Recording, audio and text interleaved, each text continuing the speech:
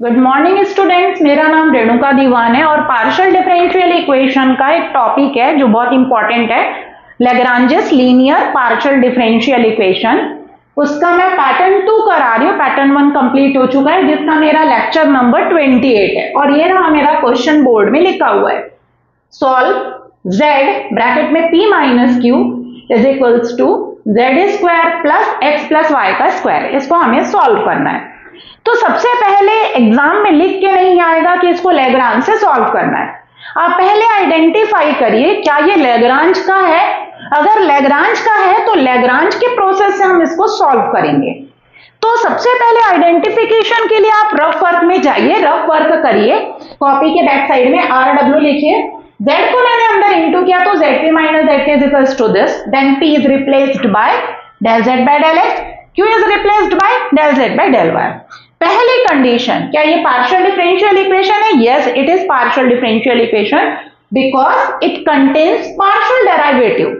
यहां पर दो इंडिपेंडेंट वेरिएबल है और एक डिपेंडेंट वेरिएबल है, that's why it is PDE. Okay, अब इसका ऑर्डर और डिग्री देखिए। ऑर्डर डिग्री कैसे देखा जाता है? तो हाईएस्ट डेरिवेटिव सर्च करिए, मतलब z का सबसे ज्यादा बार डिफरेंशिएशन किसमें हो रहा है? तो सिर्फ एक ही बार हो रहा है, दोनों ही हाईएस्ट है क्योंकि z का सिर्फ एक बार डिफरेंशिएशन हो रहा है, एक बार विद रिस्पेक्ट टू x और एक बार विद रिस्पेक्ट टू y। तो किसी, दोनों ही हाईएस्ट है, तो किसी एक को देखिए, this is the highest derivative, इसके होल पावर में 1 है, मतलब इसकी डिग्री 1 है।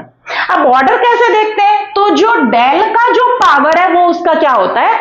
ऑर्डर होता है। हाईएस्ट डेरिवेटिव में जो डेल का पावर होता है वो उसका क्या होता है? ऑर्डर। तो ऑर्डर भी 1 है, मतलब ये पार्शियल डिफरेंशियल इक्वेशन है जिसकी डिग्री भी 1 है और ऑर्डर भी 1 है। हो गया।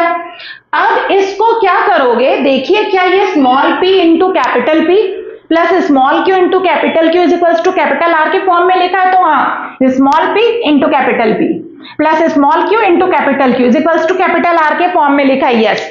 अब उसके बाद देखिए, capital P, this is capital Q and this is capital R। क्या वो XYZ के फंक्शन है? हाँ, वो XYZ के फंक्शन है। यहाँ पर z है, यहाँ माइनस z और ये पूरा, मतलब हाँ, ये तीनों कंडीशन को, जो लैग्रांज की तीनों कंडीशन है उसको सेटिस्फाई कर रहा है। इसका मतलब हाँ, ये जो क्वेश्चन है वो किसका है? लैग्रांज का। जब आपको समझ में आ गया तो आप वर्किंग प्रोसेस स्टार्ट करेंगे अपने कॉपी के फ्रंट साइड में। तो वर्किंग प्रोसेस में मैंने आपको बताया है कि पहले z का अंदर इंटू करके 1 नंबर डालिए जो गिवन है उसे, फिर उसके बाद लिखिए 1 is Lagrange's linear partial differential equation. आप बताइए कि इक्वेशन 1 कैसा है? तो लैग्रांज का लीनियर पार्शियल डिफरेंशियल इक्वेशन है। ओके, फिर इसके बाद आपको कैपिटल PQR निकालकर लैग्रांज के ऑक्सिलियरी इक्वेशन में कैपिटल PQR की वैल्यू रखकर दो दो फ्रैक्शन को लेकर दो सॉल्यूशन निकालना है। बस this is the process of Lagrange. Simple. तो सबसे पहले आप क्या करोगे, लिखोगे 1 लैग्रांज का लीनियर पीडीई, फिर उसके बाद कंपेयर करेंगे किसको? इक्वेशन नंबर 1 को। किससे कंपेयर करोगे? तो small p into capital P जो लैग्रांज का स्टैंडर्ड फॉर्म है उससे, plus small q into capital Q is equals to capital R। तो स्मॉल p का जो कोफिशिएंट है वो कैपिटल P है, स्मॉल q का जो कोफिशिएंट है, बट आप देखिए यहां पर कंपेयर कर रहे हैं किससे? प्लस से। तो यहां पर स्मॉल q का कोफिशिएंट क्या आएगा? यहां पर स्मॉल q का कोफिशिएंट कैपिटल Q है, तो capital Q is equals to, और यहां पर q का कोफिशिएंट कौन है? माइनस z, क्योंकि आप यहां पर प्लस है और यहां पर क्या लिखा हुआ है? माइनस, इसलिए नेगेटिव साइन आएगा। प्लस से कंपेयर करेंगे। और कैपिटल R कौन है? तो राइट साइड में जो भी है, z square plus x plus y का स्क्वायर। हो गया। अब इसके बाद आपका अगला प्रोसेस क्या होता है? Lagrange's auxiliary equation is, Lagrange's auxiliary equation is क्या होता है? dx upon capital P dy upon capital Q is equals to dz upon capital R। dx upon capital P z है, dy upon capital Q minus z है, और dz upon capital R जो है वो z square plus x plus y का square है। अब taking first two fraction, dx अपॉन z is equals to dy upon minus z, z cancel, dx is equals to minus dy। कोई variable ही नहीं आ रहा है। नॉर्मल, अगर dx के नीचे वेरिएबल आता तो x आना चाहिए था, dy के नीचे y। कैंसिल हो गए z तो भी बन जाएगा। इंटीग्रेशन इंटीग्रेशन 1 का x के रिस्पेक्ट में x आएगा और 1 का y के रिस्पेक्ट में y आएगा। तो अब मैं इसको सॉल्व कर रही हूं, यहां उस साइड में ना करके मैं इधर सॉल्व कर रही हूं। क्या आएगा 1 का इंटीग्रेशन तो इज इक्वल्स टू क्या आ रहा है, x आ रहा है और उधर माइनस y आएगा y के रिस्पेक्ट में, प्लस कांस्टेंट लगाएंगे c1 is equals to x plus y. Box बना दिए, दिस इज बना दीजिए box, this is my first solution.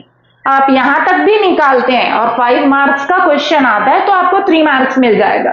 और अगला 2 फ्रैक्शन को अगर सॉल्व नहीं कर पाते हैं तो उस समय 2 नंबर आपका कटेगा। तो अब नेक्स्ट, अब अगला प्रोसेस क्या है, टेकिंग लास्ट 2, मैं लास्ट 2 फ्रैक्शन ले रही हूं तो dy अपॉन माइनस जेड और is equals to dz upon z square plus x plus y का स्क्वायर। अब देखिए क्या ये सॉल्व हो पाएगा क्या, तो देखिए dy है, ठीक है, y होना चाहिए था बट यहां पर माइनस जेड है, ठीक है, z वहां चला जाएगा, dz है तो इसके साथ सिर्फ z होना चाहिए, तो ये z तो उधर चला जाएगा सेपरेशन ऑफ वेरिएबल से, z square plus x plus y नहीं होना चाहिए, प्रॉब्लमैटिक पार्ट है। अगर x प्लस वाई कॉन्स्टेंट वगैरह से रिप्लेस हो जाता है तो जेड स्क्वायर प्लस कॉन्स्टेंट का स्क्वायर और ये z यहां पर शिफ्ट हो जाएगा, तो RHS का इंटीग्रेशन हो जाएगा। LHS में कुछ है ही नहीं क्योंकि वहां पर सिंपल क्या लिखा हुआ है, y लिखा हुआ है। तो आप क्या करिए, x प्लस वाई को रिप्लेस करिए। देखिए क्या हमारे प्रीवियस रिजल्ट में x प्लस वाई आ रहा है क्या, ये पैटर्न 2 मैंने इसीलिए कराया है, आपको दिखेगा। ये देखिए x प्लस वाई की वैल्यू क्या है, c1, मतलब हम प्रीवियस रिजल्ट को यूज कर सकते हैं। कोई बहुत ज्यादा कॉम्प्लिकेटेड पार्ट नहीं है यहां पर जो लिखा हुआ है, माइन्यूट प्रॉब्लम है x प्लस वाई, तो x प्लस वाई को प्रीवियस रिजल्ट से रिप्लेस कर दीजिए। तो मैं पैटर्न 2 में अभी बस यही क्वेश्चंस करवा रही हूं जिसमें हम प्रीवियस जो सॉल्व करे हैं c1 की वैल्यू लाए हैं उसको हम यूज करते हुए c2 की वैल्यू निकालेंगे, प्रीवियस रिजल्ट को यूज करते हुए हम c2 की वैल्यू फाइंड करेंगे, इसलिए मैंने इसको पैटर्न नंबर 2 डलवाया है। और पैटर्न 1 में तो सिंपल आपके 2 सॉल्यूशन आ जाते थे।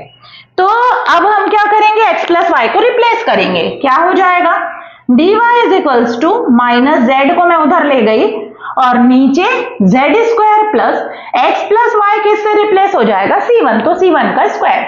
अब ये देखिए जिस फॉर्म में लिखा हुआ है, हाँ इसका इंटीग्रेशन पॉसिबल है, क्यों, क्योंकि हमने पढ़ा है z dz upon z square plus a square, इसका इंटीग्रेशन किया जा सकता है। कैसे, तो नीचे वाले को टी लीजिए, ऊपर वाला dt/2 बन जाएगा।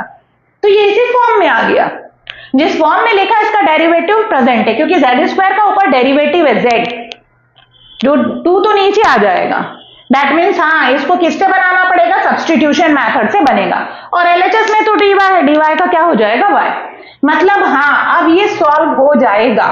तो हम कैसे सॉल्व करेंगे, तो हमको सब्सटीट्यूशन मेथड अप्लाई करना पड़ेगा राइट साइड में। LHS का तो इंटीग्रेशन हो जाएगा 1 का y, तो क्या हो जाएगा 1 का इंटीग्रेशन y हो जाएगा, लेकिन बाद में करिए इंटीग्रेशन का, मैंने अभी साइन लगाया है minus z dz upon z square plus c1 square. अब z square plus c1 square is equals to, मैंने टोटल क्या लिया t, इसको डिफरेंशिएट करिए किसके रिस्पेक्ट में, dz है मतलब z के रिस्पेक्ट में, तो z स्क्वायर का 2z आएगा, c1 स्क्वायर का डेरिवेटिव 0 और t का z के रिस्पेक्ट में dt/dz आएगा, इस तरीके से आएगा, dt/dz आएगा।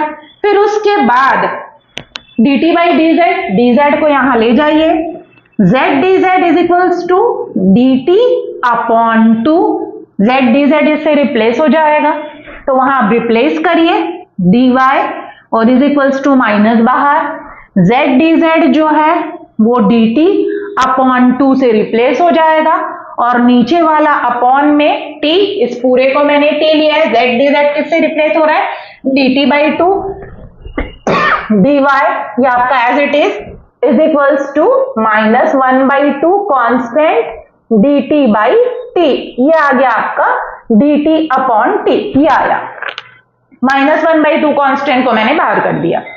अब इसको करिए 1 का y, -1/2 को छोड़ा, 1 अपॉन t का जो इंटीग्रेशन है वो log ऑफ t होगा और प्लस आप कांस्टेंट लगाएंगे तो C2, y is equals to -1/2 log t को रिप्लेस करिए क्योंकि क्वेश्चन xy में है, तो क्या था आपका t z² प्लस c1 और ये आपका C2, मुझे C2 निकालना है, तो C2 is equals to y plus 1/2 log of z² plus c1², ये आ गया C2। चाहे तो C1 की वैल्यू रख दीजिए क्योंकि C1 माइन्यूट है, छोटा सा है, y plus 1/2 log of z² plus C1 को आप क्या लिख सकते हो, x प्लस वाई का स्क्वायर। पिछले में मैंने रिप्लेस नहीं किया था क्योंकि काफी कॉम्प्लिकेटेड था, यहाँ C1 सिर्फ x प्लस वाई, तो मैंने x प्लस वाई का स्क्वायर कर दिया। ये आ गया मेरा सेकेंड सॉल्यूशन C2, बॉक्स बना दीजिए। देन हमको फाइनली क्या लिखना है, फाई ऑफ कंसोलिडेटेड आंसर, तो phi of C1 comma C2 is equals to 0 और C1 C2 की वैल्यू लिख देनी है। तो आपका फाइनल आंसर क्या आएगा, phi of C1 comma C2 is equals to 0। Phi of what is the value of C1, x plus y, and the value of C2 is y plus 1/2 y plus 1/2 log of bracket में z² plus x plus y का square, ये bracket और ये bracket, इस तरीके से ये आ गया दो सॉल्यूशन और is equals to 0। Phi of C1 comma C2 is equals to 0। तो ये रहा हमारा सॉल्यूशन। तो इस तरीके से आप सॉल्व करेंगे। तो लैग्रांज में आप सबसे पहले देख लीजिएगा कि small p into capital P plus small q into capital Q is equals to capital R के फॉर्म में लिखा है कि नहीं, फिर देखिए capital P Q R x y z का फंक्शन है, ओके। फिर उसके बाद आप उसको सॉल्व करेंगे, कैपिटल P Q R निकालकर फिर दो सॉल्यूशन निकालेंगे। So thank you students.